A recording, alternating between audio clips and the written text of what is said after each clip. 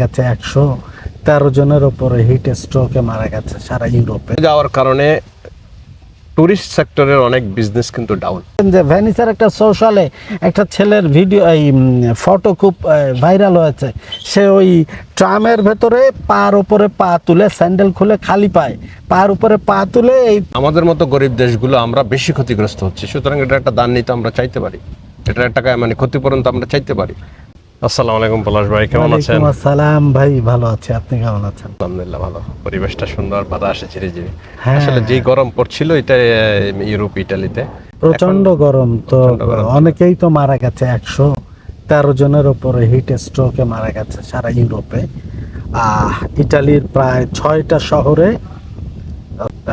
Red alert জারি করেছে, 6টা না 16টা শহরে, তার মধ্যে ভেনিসও আছে। 40 প্লাস টেম্পারেচার ছিল, আমাদের নর্থেই ছিল, আর সাউথে তো আরো ভয়াবহ অবস্থা ছিল। আর বেসিক্যালি আমাদের তো একটু গরম দরকার, রোদ দরকার, একটু ইয়ে দরকার। যেমন আজকে তো একবার প্রধান দেশে ভিটামিন ডির অভাব পূর্ণ হবে কিভাবে? যেমন এখানে একটা বাচ্চা হলেই তাকে ভিটামিন ডি এক্সট্রা খাওয়াতে হয়, আমাদের দেশের মতো ওয়েদারে কিন্তু হয় না। আসলে প্রাকৃতিকভাবে, আর ভিটামিন ডি তো প্রধান উৎসই প্রকৃতি, রোদ অথবা আপনার কি বলে খাওয়া দাওয়া। তবে আজকের পরিবেশটা ভালো লাগছে, চারিপাশে গাছ, তো প্রচন্ড বাতাস, বাতাসে গাছের যে একটা ছন্দ আছে, একটা মিউজিক, ঝিরি বাতাস। যে একটা ইয়ার বাপ্পার একটা গান আছে, বৃষ্টি কি জানি ভুলে গেছি, বাপ্পা মজুমদারের একটা গান। তারপরে ইউরোপের বর্তমান যেই পরিস্থিতি, ইউরোপের যেই মানে গরম চলে যাওয়ার কারণে টুরিস্ট সেক্টরের অনেক বিজনেস কিন্তু ডাউন। গরমের কিন্তু মানে আসলে এটা একটা ন্যাচারাল বিষয় যে গরমে হইলে ব্যবসা ভালো হবে অনেক সেক্টরে, আবার ঠান্ডা আসলে অনেক সেক্টরে ভালো হবে। তবে গরমের সময় যারা আশা নিয়ে বসে থাকে যে অনেকগুলো টুরিস্ট আসবে, তাদের বিজনেস ভালো হবে, বিশেষ করে আমাদের ভেনিস শহর টুরিস্ট শহর। কিন্তু গরম কি চলে গেছে? গরম বেড়েছে, পৃথিবীর তাপমাত্রা বাড়ছে, উষ্ণতা বাড়ছে। ইটালিতে আপনিই বলেন, আপনি প্রথম যখন ইটালিতে এসেছিলেন তখন কটা বাসায় এসি দেখেছেন? তখন এখন যেমন যে কোনো সুপার মার্কেটে যান, গরমে একটা পাশ ভরে রাখা হয় ফ্যান দিয়ে, এসি টেসি, এই যত ঠান্ডা যন্ত্র দিয়ে।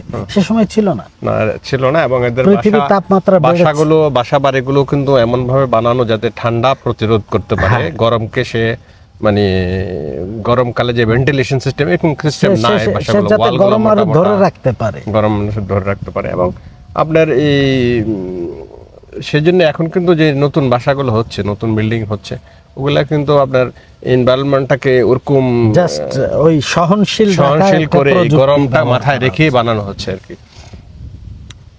সেটাই সারা পৃথিবীতেই উষ্ণতা বেড়ে গেছে না, সুতরাং গরমের কারণে ব্যবসা খারাপ হচ্ছে, টুরিস্ট কম আসছে, বিষয়টা মনে হয় তা না। এক্স্যাক্টলি, আমাদের ইটালি গরম ঠান্ডা সবসময় সুন্দর, টুরিস্টরা সবসময় আসবে। আমাদের এখানে যারা মানে ট্যুরিজম সেক্টরের ব্যবসার সাথে জড়িত, যেমন রেস্টুরেন্ট আছে, তারপরে বিভিন্ন সেক্টর আছে, আমাদের বাংলাদেশি অনেক ভাই এই সেক্টরে ইনভেস্টমেন্ট আছে ওদের। দেখেন, বৈশ্বিক পরিবর্তনের কারণে সারা সবকিছুই কিন্তু বদলে যাচ্ছে।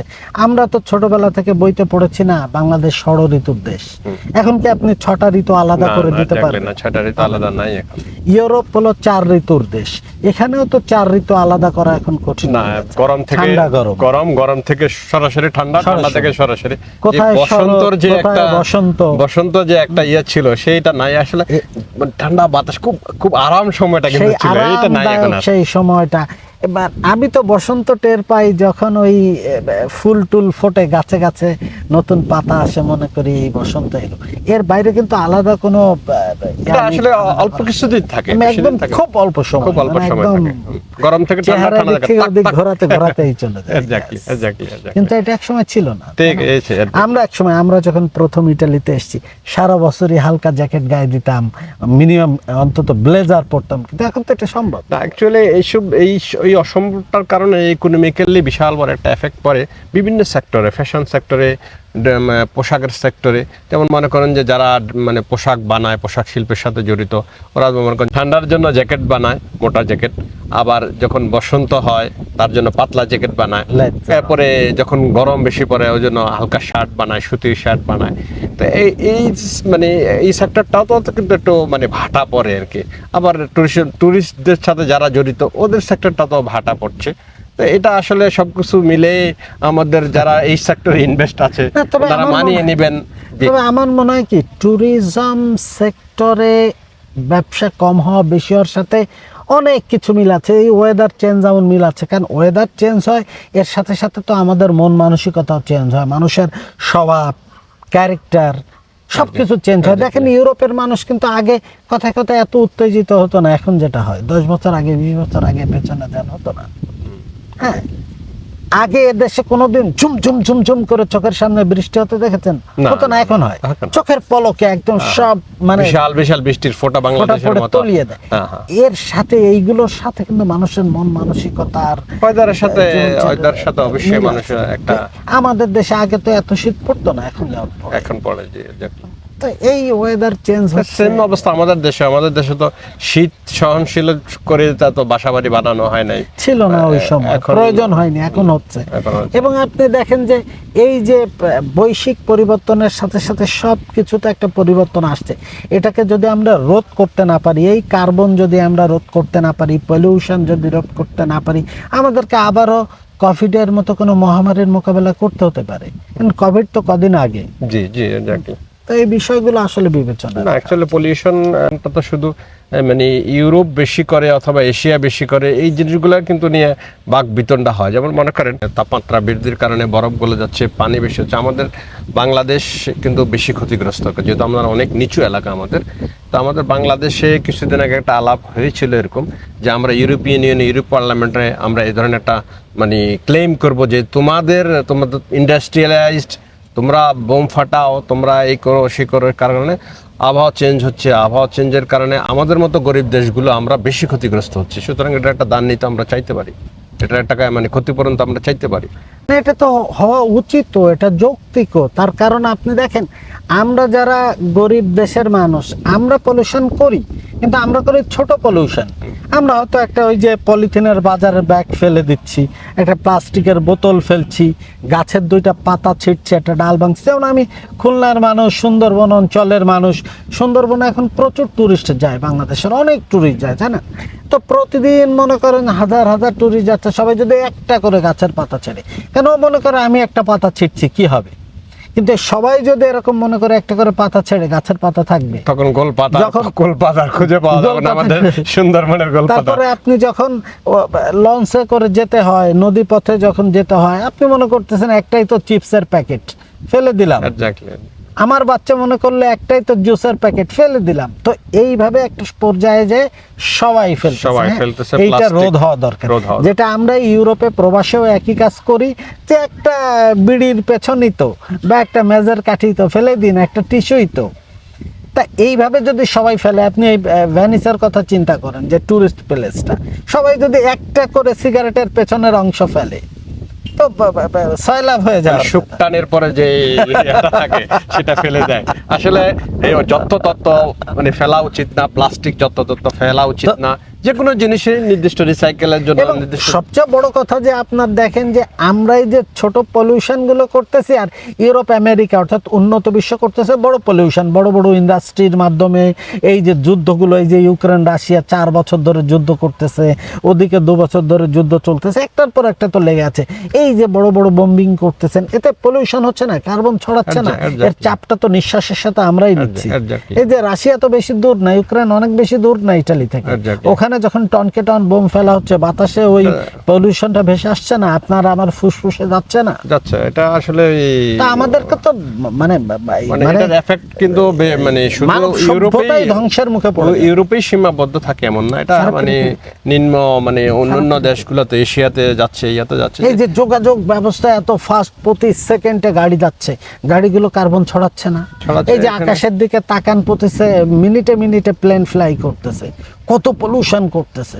আমরা তো করছি, এই পৃথিবীটাকে তো আমরা নিজেরাই বসবাসের অযোগ্য করে ফেলছে। যে কারণেই তো ডক্টর ইনু যে 3 কথা বলেন, তার মধ্যে একটা আছে যে জ্যারো ক্লিমা, এটা কার্বন কমাতে না পারলে আসলেই তো দেখেন না, ফল, পশু পাখি, তরুলতারও কিন্তু ক্যারেক্টার চেঞ্জ হয়ে যাচ্ছে, ফলের টেস্ট চেঞ্জ হয়ে গেছে, মাছের সেই আমরা বলি ছোটবেলায় ইলিশের যে ঘ্রাণ ছিল নাই, ঘ্রাণ থাকবে কি করে? পানি তো আমরা পলিউশন করে ফেলেছি। আমার ছোটবেলার ইলিশ যে পানিতে বড় হতো, এখনের ইলিশ কি সেই পানিতে বড় হয়? তো আপনি সেম পারফরম্যান্স কিভাবে আশা করতে পারেন? এভরিহার পলিউটেড, সবকিছু পলিউটেড হয়ে গেছে, সুতরাং আমাদেরকে এখান থেকে বেরিয়ে আসতে হবে। এবং আমরা যারা বিশেষ করে আমরা যারা প্রবাসে থাকি, আমরা উন্নত বিশ্বে থাকি, এই সমাজ, এই সংস্কৃতিকে ধারণ করেই আমাদেরকে সামনে যেতে হবে। যেমন আপনি জানেন যে আমি মাঝে মাঝে একটা ক্লাস নিই এখন ছোটখাটো, তো মাঝে ওখানে ওই ক্লাসেই আমি পড়াচ্ছিলাম যে দেখেন, হাদিসে বলা হয়েছে পরিচ্ছন্নতা ঈমানের অঙ্গ। মানে বিষয়টা যদি আমরা যারা মুসলমান, তা আমরা এত গভীর হয়তো ভাবে আমরা অনেকে ভাবি না যে পরিচ্ছন্নতা কিন্তু নামাজের অংশ বলা হয়নি, রোজার অংশ বলা হয়নি, হজের অংশ বলা হয়নি। যে আপনি অপরিষ্কার থাকলে আপনার নামাজ নষ্ট, রোজা নষ্ট, হজ না, আপনার ঈমান নষ্ট। মানে একদম মৌলিক জায়গায় হাত দেওয়া, ফান্ডামেন্টাল জিনিস। তার মানে মুসলমানদের জন্য পরিচ্ছন্ন থাকা ইম্পর্টেন্ট।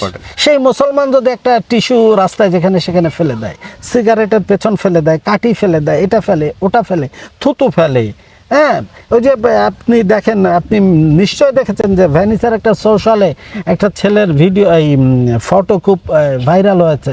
সে ওই ট্রামের ভেতরে পার উপরে পা তুলে, স্যান্ডেল খুলে খালি পায়, পার উপরে পা তুলে এই পায়ের 2 আঙ্গুল দিয়ে ওই যে ট্রামের যে রড যেটা মানুষ ধরে দাঁড়িয়ে থাকে, ওটা এরকম প্যাচ দিয়ে রেখেছে।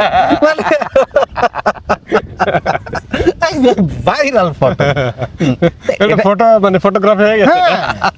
এটা তো একটা হাইজেনিক রিজন।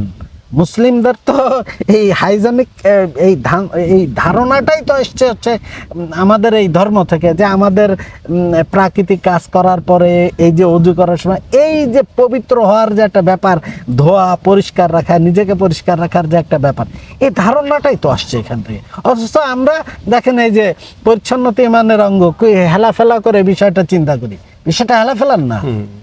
আপনি যদি নামাজের সাথে হতো যে না আপনি পরিচ্ছন্ন নেই, শুধু নামাজের উপর দেখেছে, না, আপনার ঈমানের উপর দিয়ে যাবে, সেটা এত ছোট করে দেখা উচিত না। আমি মনে করি আমার যে আমাদের দেশ, আমাদের সংস্কৃতি ওখানে যেভাবে বড় হয়েছে সেটা ভিন্ন, কিন্তু এখন যখন এখানে আমরা এসেছি, এই পরিচ্ছন্নতা, যে শহরে আমি থাকি, আমার শহরটা আমার, এটাকে ধারণ করতে হবে, এটাকে পরিচ্ছন্ন রাখতে হবে, আমার ঘর পরিচ্ছন্ন রাখতে হবে, আমার পোশাক পরিচ্ছন্ন রাখতে হবে, সাথে মনটাও। এক্স্যাক্টলি আমি আপনার সাথে সম্পূর্ণ একমত। মন, পরিবেশ সবকিছু আমাদেরকে পরিচ্ছন্ন রেখেই আমাদেরকে এই ইটালিতে, আমাদের সুন্দর ইটালিকে আপন করে নিতে হবে এবং এই আইন কানুন মেনে চলতে হবে। দর্শক মণ্ডলী, আজকের মতো শেষ করছি, দেখা হবে পরবর্তী।